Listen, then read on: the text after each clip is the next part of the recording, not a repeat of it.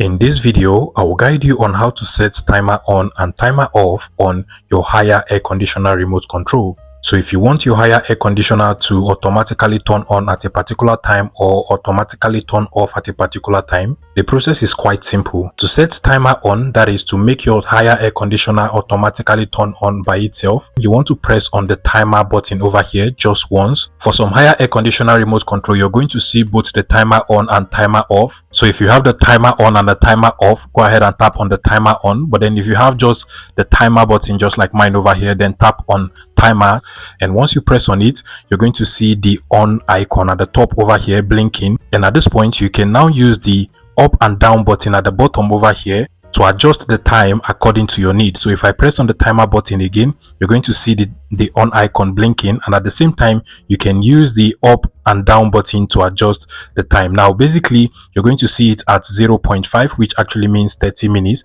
and then if you press it upward one more time, it goes to 1 hour. Press it again, we have 1 hour 30 minutes. You want to press it again, you get 2 hours. One more time, you get 2 hours 30 minutes, that is 2.5. You press on it again, we get to 3 hours. So you can actually do this all the way up to 24 hours. And so if I want my Haier air conditioner to automatically turn on at exactly 10 hours from now, all I just have to do is to make sure it is set to 10, then tap on the confirm button from over here, and as you can see, the on icon is now steady, meaning that we have successfully set a timer on for our Haier air conditioner remote control. In that same way, to set timer off, if you have both the timer on and timer off button, just go ahead and tap on the timer off. But if you have just a timer button like mine over here, all you just have to do is to tap on the timer button again, and it should automatically go into the off icon, as you can see from over there. Another way to do it, if you are on the home screen of your Haier air conditioner remote control, is to just tap on the timer button twice to get from the